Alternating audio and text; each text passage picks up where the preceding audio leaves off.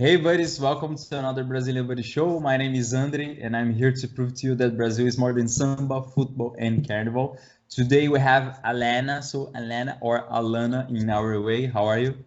Good. Thank you for having me. Really nice to meet you and to be here. Chat about Canada and Brazil. Yeah, nice.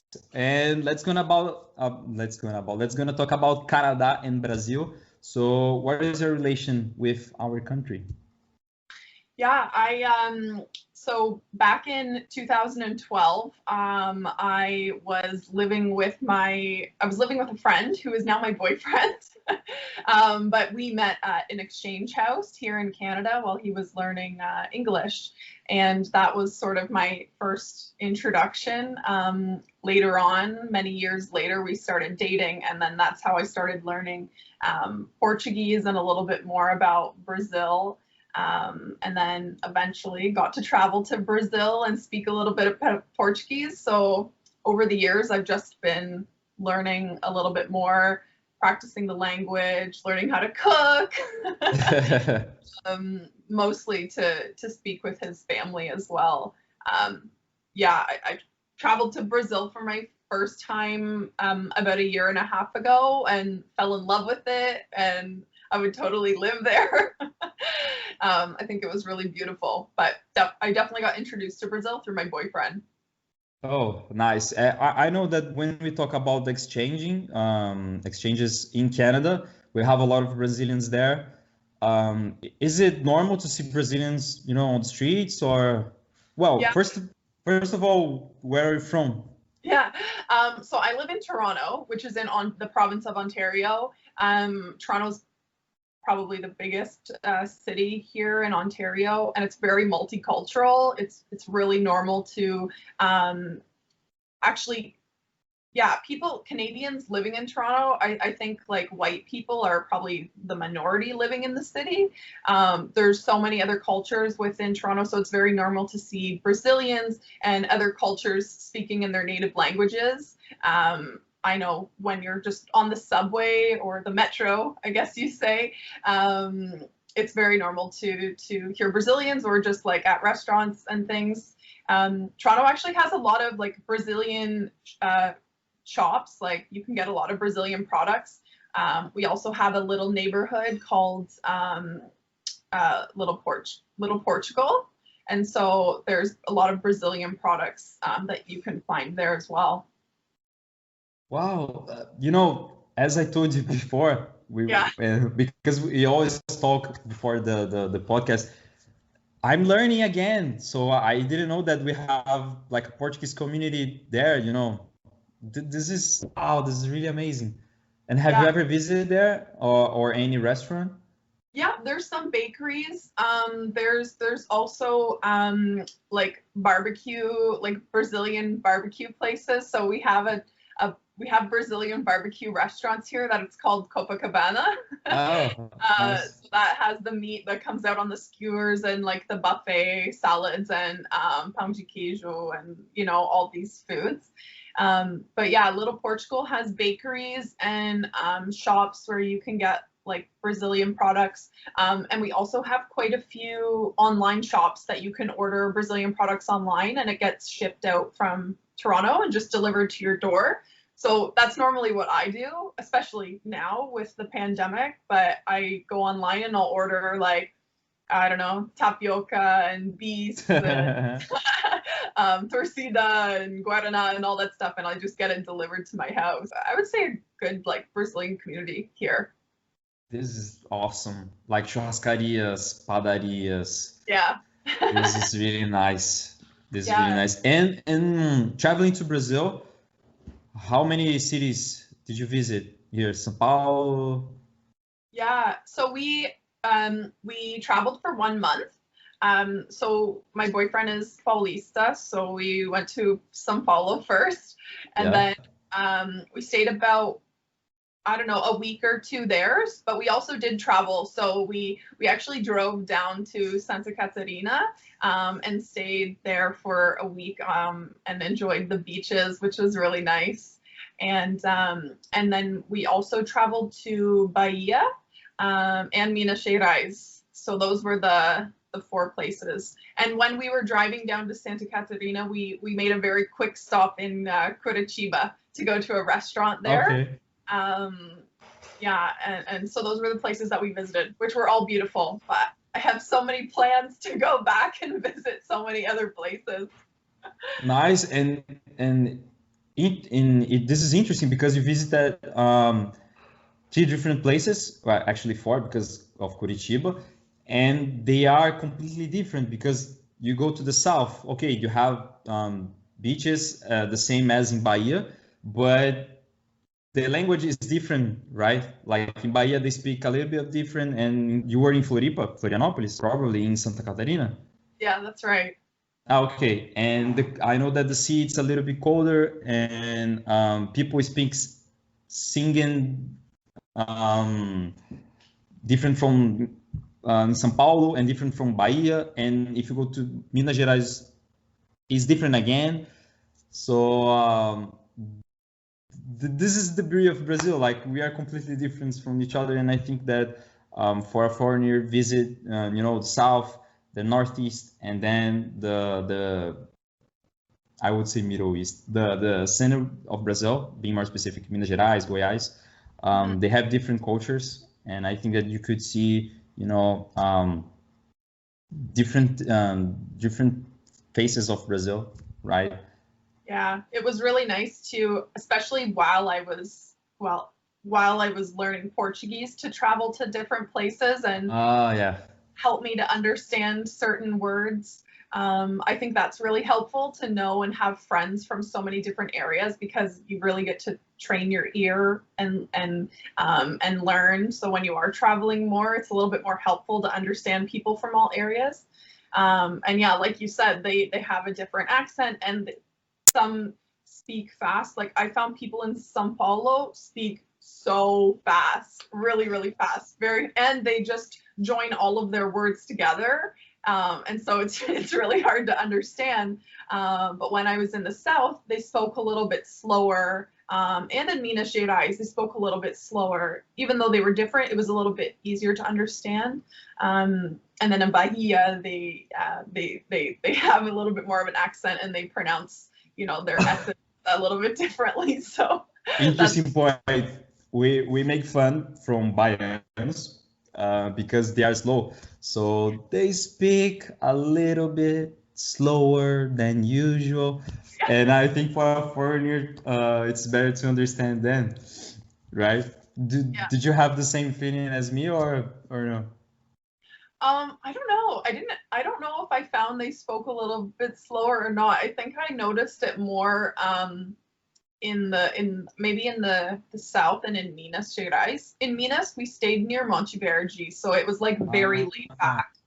And we didn't meet a lot of people, but to the restaurants we went to, and then also for the house we stayed at, the owners, yeah, they were like very kind and like very laid back, just like really nice people, but they spoke slower too, so I found it a little bit easier to understand.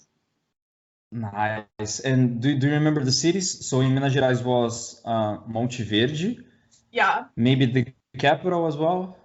No, we were there I think for 4 days, and we just stayed just outside of Monte Verde. Mm-hmm. And then in Bahia, we have friends who are from Salvador, so that's where we stayed for 5 days. And then in Santa Catarina, we stayed in Floripa for I think 6 days or something like that, 6 or 7 days. I like exploring. Like it's so nice when you're there with a native because you get to see everything that a lot of tourists who travel alone don't get to see. And so sort of more away from the city centers, and it was really nice to check out his local area.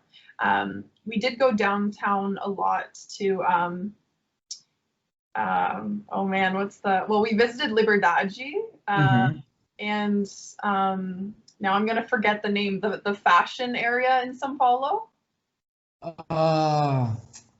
Yeah, I forgot as well, but I know what it is.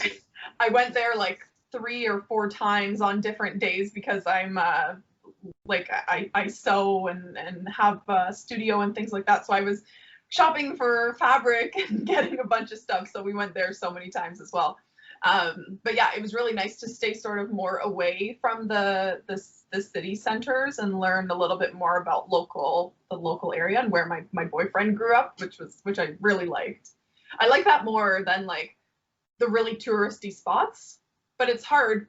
I mean, if I was going to Brazil and it was just me, you wouldn't really see those areas because you try and stay closer to, you know, what people talk about, which is the dense tourist areas, right? Yeah, I think that São Paulo is the most diverse city that we have here in Brazil because as you said, Liberdade neighborhood is a Japanese community, so we have Japanese, Chinese, even Thailand restaurants there. We have probably Italian people, German, and a lot of countries there. But if you go outside, you see the real Brazil, as you said, Minas Gerais, Santa Catarina. Yeah. Well, they have influence from Europe as well, but it's other stuff.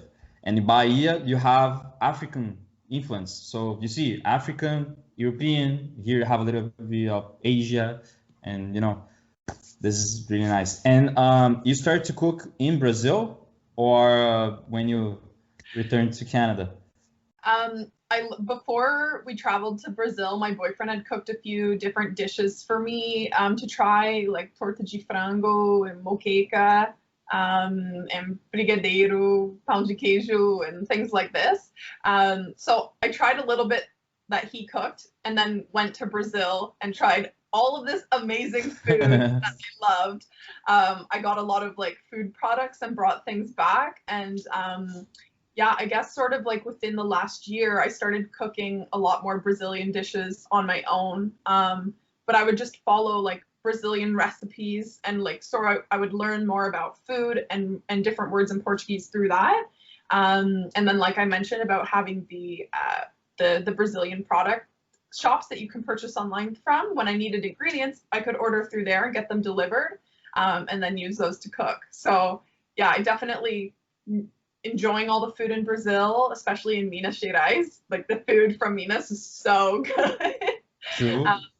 Yeah, and then coming back and cooking a lot more Brazilian dishes. I probably cook like at least one Brazilian dish a week, and dessert too. Yeah, I agree with you. I think that the cuisine from Minas Gerais is the best of Brazil. We have pão de queijo. Pão de queijo is like the treasure there. Let's say that it was exported around Brazil, and every place you have pão de queijo. It's like so normal here. What else that we can say about Minas Gerais? Doce de leite. Yeah, you have Doce de Leite, Brigadeiro. Well, around Brazil you have. And what else? Do you remember the food that you cooked? Yeah, okay, so we stayed I think for 4 days, but we went to the same restaurant every single day. It was so good. It was a family-run restaurant, and they had their vegetable gardens and their animals. Everything was so fresh. So we kept going back there because the food was great. And yeah, we had Feijão Tropeiro? Torresmo. Torresmo, okay. Torresmo.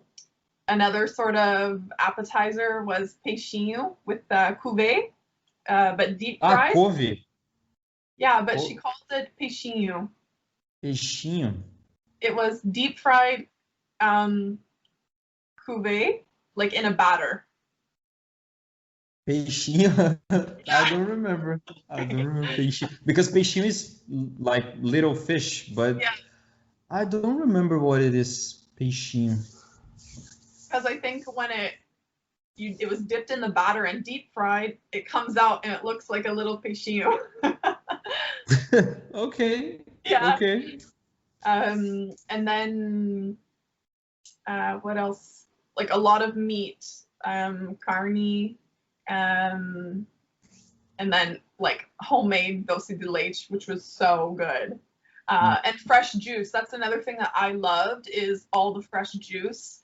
Like suco de abacaxi or suco de laranja or whatever. Everything was so fresh. Anyway, we went there every single day. In Bahia, you tried Acarajé, Yeah, Moqueca. yeah. Those were really good too. Acarajé was really good. I tried that on the beach. And then, yeah, lots of seafood, shrimp dishes, and then fish Vatapá. dishes like, and moqueca. Yeah, we stayed with friends there, so they were able to like show us a lot. Yeah, honestly, the food from every place was really good. In São Paulo, ate a lot of pastel, coxinha, pizza, caldo de cana, and then when I was in Santa Catarina, that's where I tried açaí, which was Okay. also really good on the beach.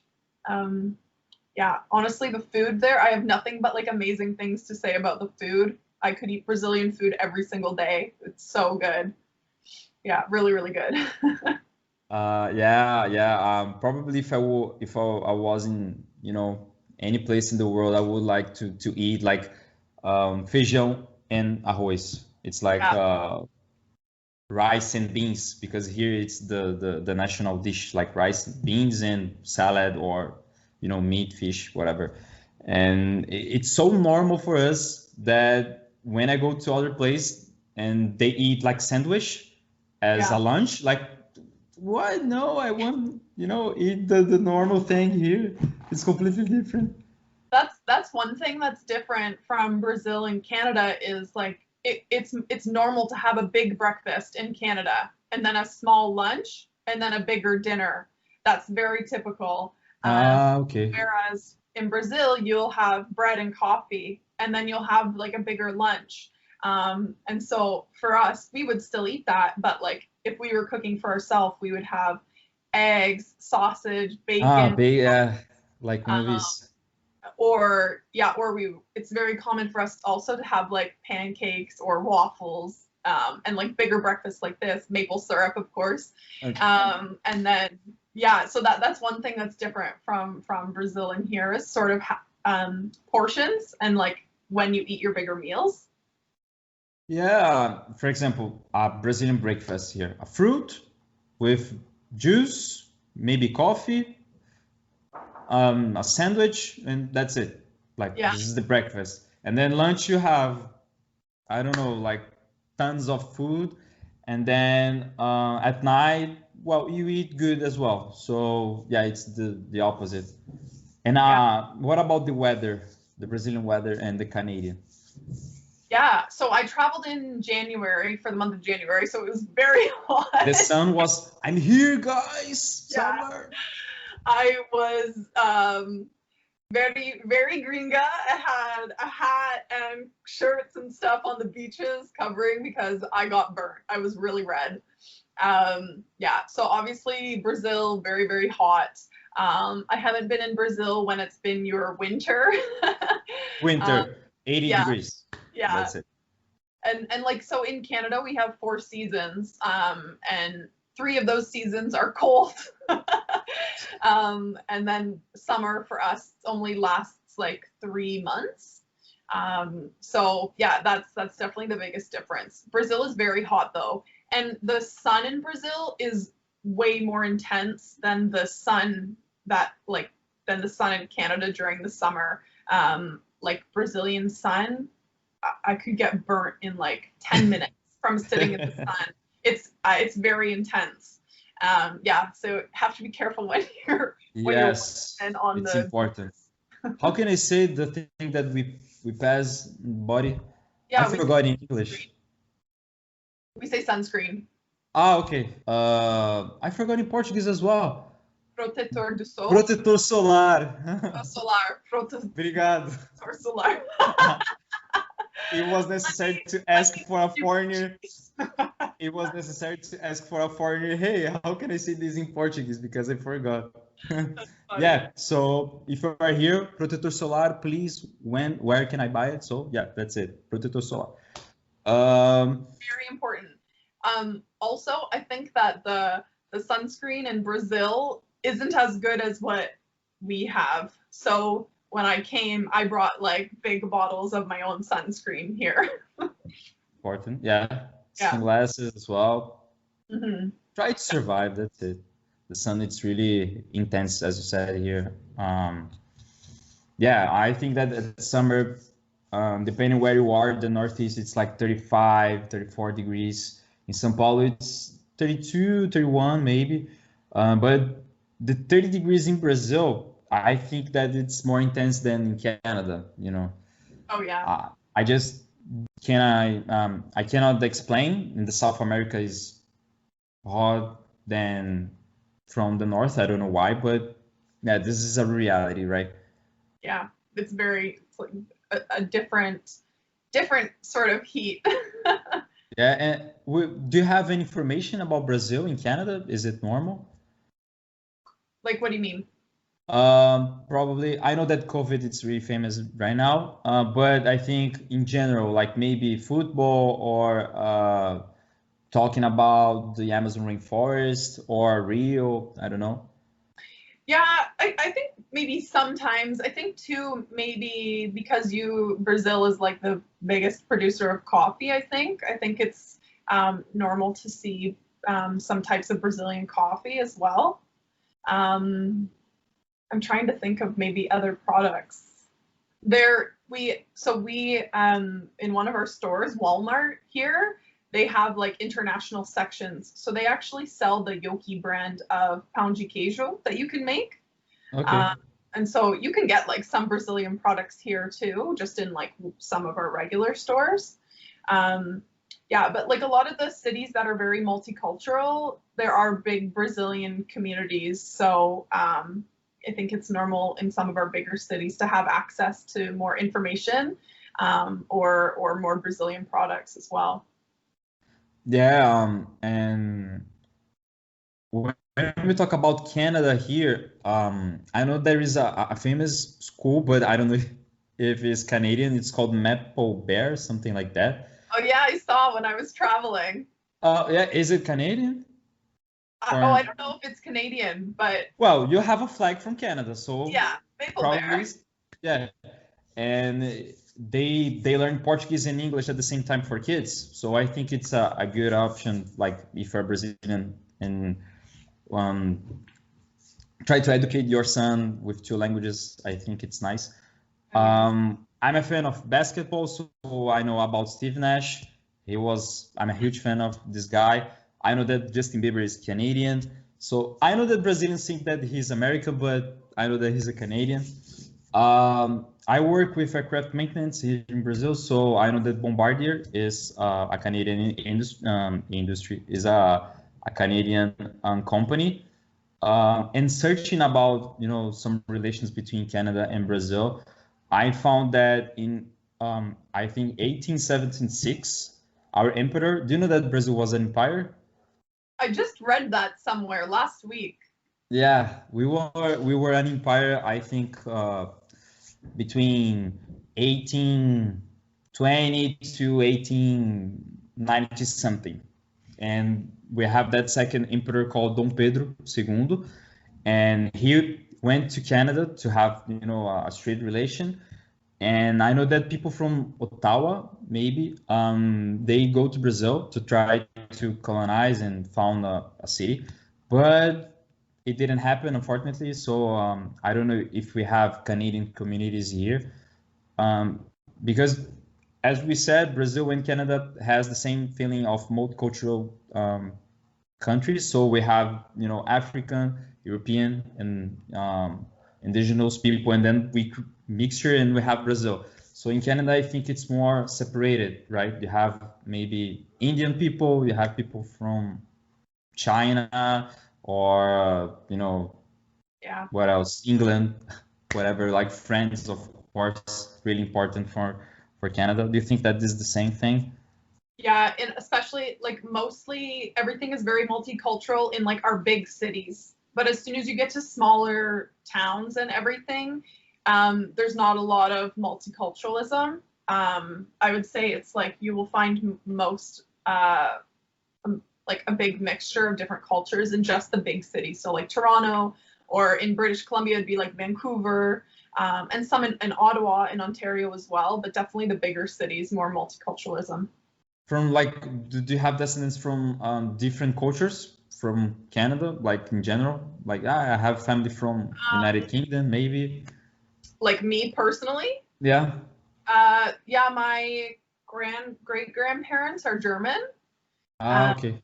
Yeah, and then I think on my mom's side, they are English and Scottish. See, Yeah. like different places. I know that I have a part of my family is from Portugal, and the other part, I don't know, probably Brazilian in general. But Yeah. I have black people in my family, so probably we have influence from Africa, and I'm kind of mixture. So, you know, Cool. this is really nice. This is Yeah. awesome, right? We are a mixture. That's it. And Yeah. I forgot to ask you, you have a Brazilian boyfriend, so every single woman that I interviewed here, I like to ask, there is a difference, or what do you think about to have a relationship with a Brazilian in general? Yeah, it is different. I think for our like specific situation, my boyfriend's going to stay here permanently, and so he's on his way to get his permanent residency. And so that can be different because when you're dating somebody who's not a resident, it can be a little bit difficult. But also my boyfriend laughs because he would say that he's not a typical Brazilian, because he's not like he's not shy, but he doesn't talk like a lot. I feel like Brazilians are very talkative, but he's not talkative. Okay. He doesn't like to go out a lot. He doesn't keep up with soccer, and things like that. So he's not your typical Brazilian. It's not a stereotype. Yeah, exactly. Yeah, that's exactly it. But And he likes Carnival. sorry, He likes Carnival. Carnival. Yeah, I think so. I think because like places with big crowds, he's actually not a huge fan of. But I know he would go to that stuff because I want to, and I want to experience it, so he would take me. But yeah, crowded bars and like nightclubs really aren't his thing. He's definitely like very laid back. So even like I'll try and get him to dance or to show me, you know, how to dance a little bit better, or like to Brazilian music. But it's funny. He's definitely a little bit more on the quiet side, but we have a great relationship. Yeah, I think that he's important because he's another face like saying, well, he's not a fan of soccer or Carnival. And when I say that, well, I don't like so much of Carnival, like, what? You're Brazilian, you need to like, you know, but yeah, it's like a big festival here. And I know that around the world, it's really, you know, this represent Brazil. But yeah, like people are different here. We don't like so much beach. Well, I love beach, but there are people that, you know, no, I prefer to live on the countryside. So this is really nice. And you said that he likes to show you Brazilian music. So do you have a favorite Brazilian music genre? Yeah, you know what? He just shared with me a ton of lo-fi music. What? Lo-fi? Lo-fi? Yeah, when you mix like old bossa nova with like modern, I don't know what you call it, like modern techno beats. You guys call Okay. it lo-fi. Okay. Yeah. It's an electronic music. Yeah, basically, which is really nice. But yeah, he was sharing some older sort of bossa nova songs with me. He really likes Jimmy Maya. Yeah, nice guy. So yeah, that's really nice. I listen to a lot of his music. My boyfriend likes that sort of style, so I started learning a little bit more about that more recently too, which I really like. I love like old bossa nova. And then I've also been listening to, or I just finished a couple different series like Coisa Mais Linda and some other Netflix series. So I was listening to a lot of the soundtracks on there. and just like learning a lot of music through TV shows as well. Yeah, so that's been really nice. But my boyfriend definitely likes some of the older music, and I like it too. So he was sharing some of that with me. Yeah, I think he's awesome because yeah, nowadays here in Brazil it's all about Brazilian funk and rap. So when you see people listening like the old guys like Bossa Nova, MPB, which is música popular brasileira, it's a genre here. It's not common, so it's nice to show you this old face when we talk about music. And TV series like talking about Netflix, pay me please, Netflix. I know that Cidade Invisível, it's a nice stuff to see the Brazilian folklore. What else? 3%, it's another series, really good. Coisa Nossa, I've never heard it before. It's about Rio in the 70s, something like that, right? Yeah, exactly. A woman from São Paulo coming over to Rio to start a business after her husband has left her. And then, friendships and romance and everything mixed. It was really nice. I just finished Bom Dia Veronica as well. Oh, really good. It was really good. Yeah. And I've got one episode left of Sintonia. I don't know how you pronounce it. Sintonia? Sintonia, maybe. Ah, Sintonia, yeah. Yeah. Sintonia, yeah, so Sintonia. Sintonia, is that how you say it? Yeah. Okay. It's good. And Irmandade as well. It's a good one. Okay. I think we don't get all of the same shows, obviously, but we do have 3% as well. So I'm going to watch that one next. Yeah. Wow, it's a sci-fi. It's a little bit, you need to focus on because it's a mess. It's a lot of things related. But it's really nice. So yeah, I think that's it. We could talk about a lot of stuff. And I learned about that community, that Portuguese community in Canada. I'm always learning. I love to exchange cultures. So this is one of the reasons that I do this podcast. So first of all, thank you so much. It was really nice to talk with you. Do you have any words for the listeners? In English or?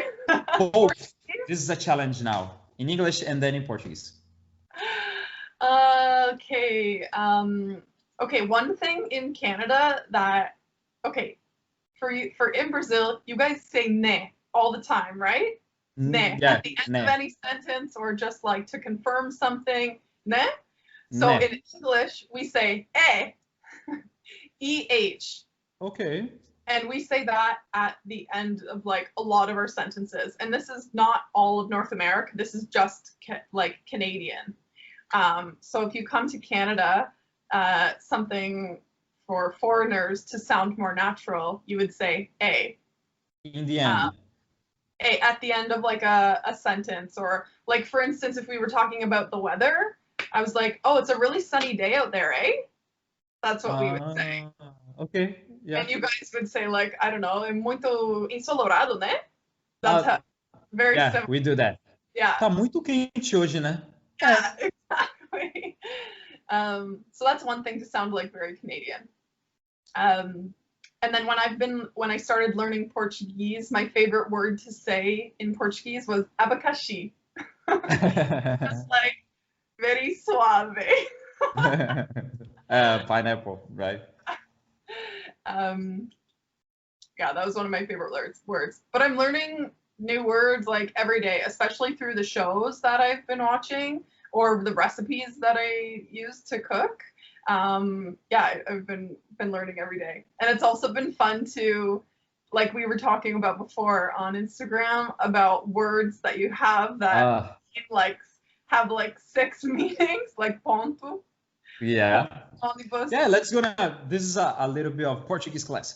So you have the word ponto in Portuguese, okay? So ponto could be score, could be stitch, could be point of bus, bus stop. What else? Um, period. Dot.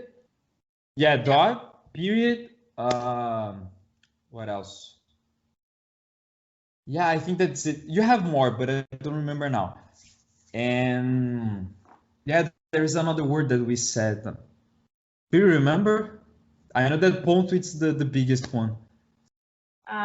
Yeah, we were talking. Now I forget what else we were talking about. Yeah, but this is an interesting point. And if you're learning Portuguese, if you cook, well, you can learn words as Alanna did. So this is a Portuguese tip. Like you can cook and learn Portuguese at the same time. Yeah, I think Right. it's easier to learn when you're doing your normal day-to-day things, but switch that to the language that you're learning. So when you're researching stuff online, maybe look at different articles in the other language, or reading books and watching series, use legends or subtitles and watch it that way, or put post-it notes all over your house. And then changing the language on your phone is very helpful. All the apps that will change to that language, that's another really good one too. Yeah, and in Portuguese, let me see. Yeah. No, in Portuguese now. Let me see your last words in Portuguese. Oh, okay. I'm trying to think of maybe what I've learned recently. One thing I learned yesterday was just some words that sound similar. Like you have caçar, which is to hunt, I think, right? Yeah. And then you have coçar, which is Which one? coçar, to itch. Yeah, coçar. Yeah, just words that sound very similar that you we have caçoar as well. Okay, Caçoar, great. it's like make fun of someone. Okay, sort of like to joke around. Yeah, but it's not a common verb. It's in the 80s. Like old people say that. But we have. But we have 1,000 of words really similar, like to each other. It's really common. Nice. Yeah. I'm trying to think what else. Recently, like how do you pronounce the show name? Sintonia? Sintonia. Yeah. So in Rio, they always say, tá ligado, tá ligada. Yeah. Tá ligado? Tô ligado. Yeah. Tô ligado could be right. That's it. Yeah. You guys have a lot of words for these, and every state is different. That's true. So sort of learning learning in like different states how they say things. And you can answer the same word. Verdade? Verdade. Yeah. Tudo bem. And Beleza? Beleza. That's true. You guys do that, and you follow up with the same verb in the proper tense. Yeah. And we don't. We would just say yes or no. That's true. Like, hey, how are you? I'm good because my family, and we like to talk the whole story, all the time. For us, if you were gonna say, você cozinhou hoje, you would say, sim, cozinhei. But for us, we'd be like, oh, did you cook today? We'd be like, yeah. That's it. Yeah, that's another difference. Okay, so can you say goodbye and say thank you for all the listeners in Portuguese? Sim, tchau todo mundo, muito obrigada. Tenho ótimo. You guys will at the end of your at the end when you guys say goodbye, you'll say, oh, tchau, até, valeu, falou. Yeah. Valeu, falou, abraço e os abraços. Abraço, yeah, that's true. So yeah, guys,